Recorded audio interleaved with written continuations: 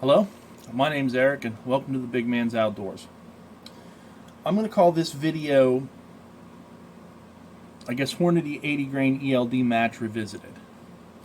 One of the first couple videos I made related to reloading for the 224 Valkyrie was with this particular bullet, and I'll put a link in the description if for some reason you so desire to go watch that video. But to sum up, one of the things I found when measuring base to ogive length for this bullet was at the lands, it was very long.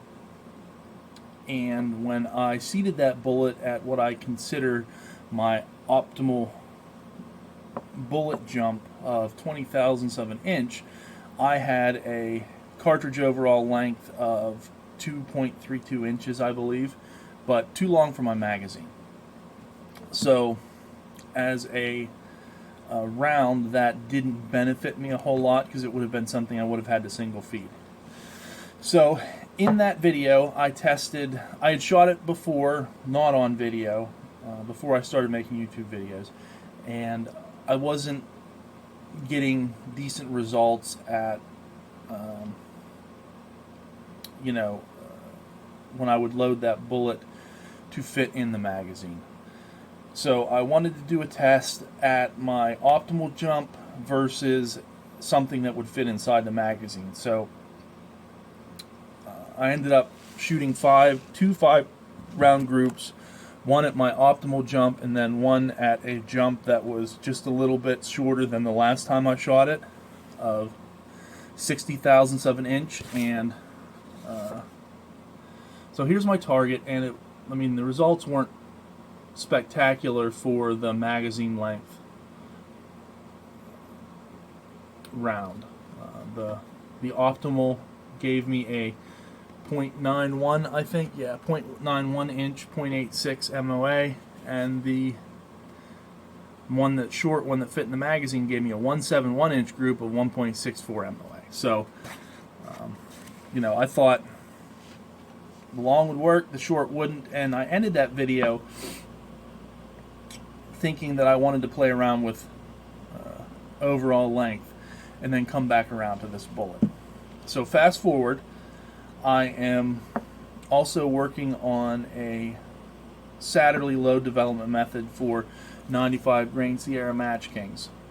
And in researching that, I ran across a statement somewhere, and I wish I remembered particularly where I found it, but a comment was made that for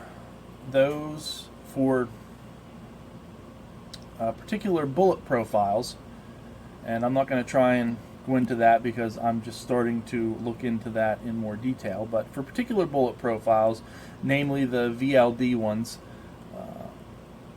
they either needed to be seated very close to the lands or have a long jump in the magnitude of almost 100,000ths of an inch. So for some reason that just kind of stuck in my head, and it made me think of this bullet. So as I was loading up for my group of rounds to shoot for groups based off of the information I got in the Saturday load test, I figured I would come back around and try this bullet, throw some together, and see if I gave it a really long jump, seated it at 100,000ths of an inch jump, just to see what would happen. Because, like I said, I unless I can fit it in a magazine, it's not necessarily a benefit for me to have this bullet and loaded at a very long case overall length. So these were shot with H4350, 27.5 grains of powder. I did get a chronograph reading on the short one, so I have some information to fall back on. And what I'm loading is H4350 at 27.5 grains. I'm obviously using the ELD Match 80 grain bullets. I'm using Winchester small rifle primers, and I'm using Federal, at this point, twice fired brass. I'm trying to reuse some of the same brass. I'm doing a case brass life study in another video series. So if that's something that interests you, feel free to check that out. But again, I'm loading them at a cartridge overall length of 2.251, or about 2.25 inches. So just a hair, I guess a thousandth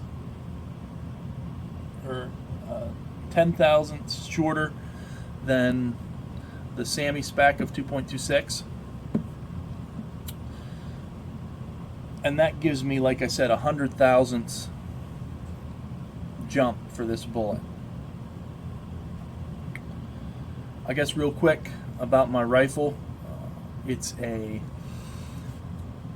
upper and barrel that I got from AR-15 part. It's a 24-inch 1-in-7 twist barrel.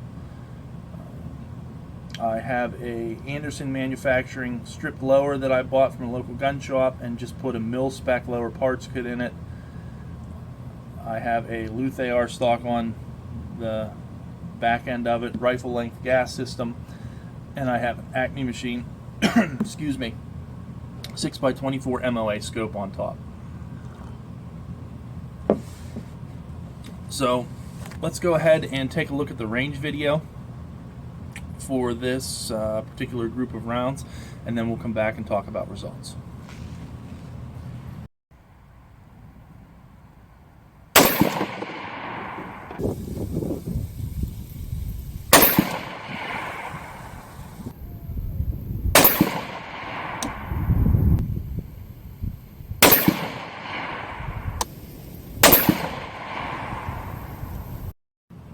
All right, we're back, and taking a look at the target. I was throwing crap on the ground. I was pleased with the results. I ended up with a 5-shot group at 100 yards of 0.48 inches, 0.45 MOA, which, again, my goal being MOA, that exceeds expectations. I was not expecting the groups to tighten up this much.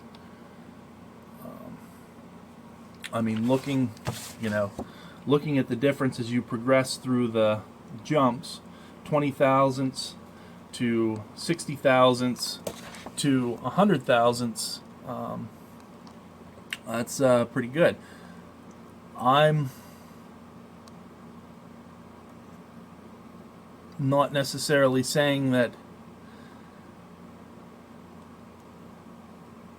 I guess what I'm trying to say is maybe the stars just lined up for me on this one. Blind squirrel finds nut every once in a while. I certainly wasn't expecting that good of a group. The next thing that I would like to do is to load up some more of these, maybe 10, shoot a 10-round group, see how that groups with this information. As far as velocities go, I did get 4 rounds for the 5 over the chronograph. My first shot was, my chronograph wasn't sitting directly in front of the barrel in the direction it needed to be, so it didn't record it. But for the 4 I got, I have a low of 2740, a high of 2742, an average of 2741, an extreme spread of 1.86, and a standard deviation of 1. That standard deviation number is ridiculous. Single digits, low numbers, but that's 1. That's just wow.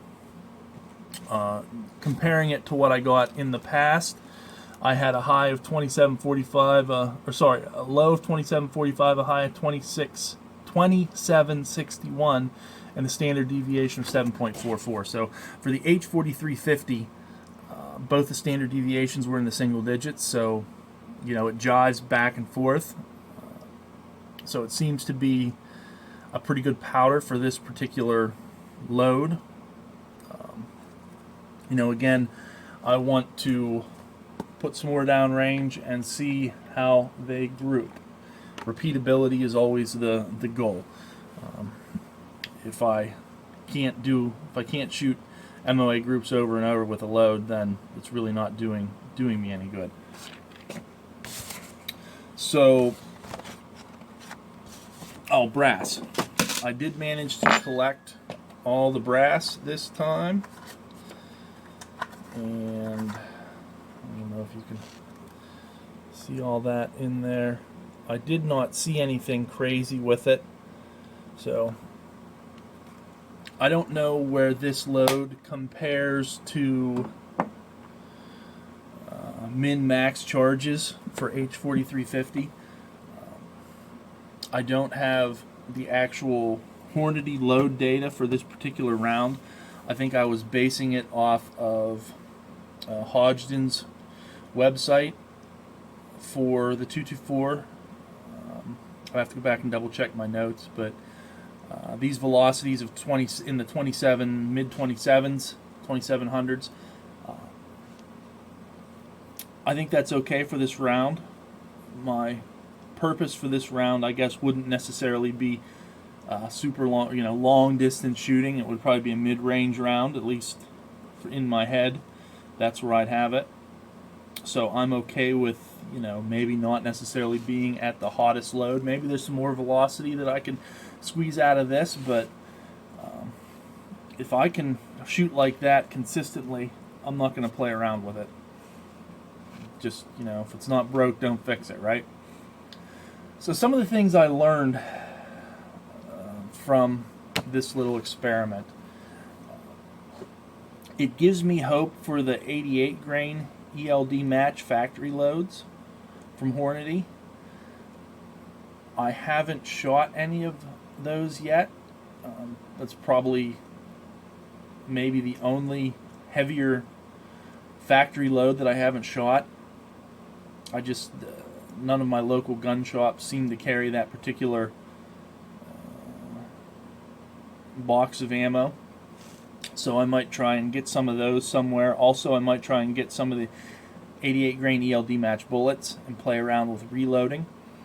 It certainly makes me rethink my quote-unquote optimal bullet length, bullet jump.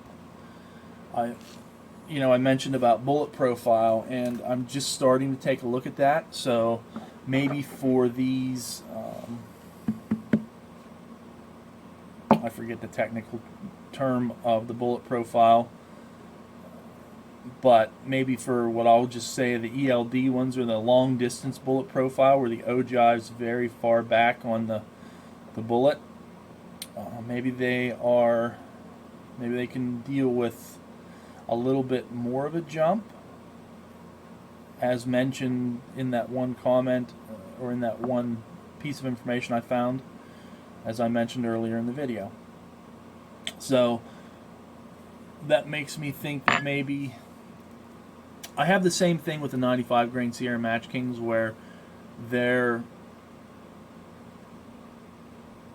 base to ogive measurements for a short jump gives me a really long cartridge overall length, too long for the magazine. So maybe something like that will end up happening with the 95 grain Sierra Match Kings. I will be certainly curious to see how all that shakes out. The 90 grains really do seem to like that 20 thousandths of an inch. I haven't played around with them a lot, but I do know the factory ammo, as I mentioned in one of my videos related to that.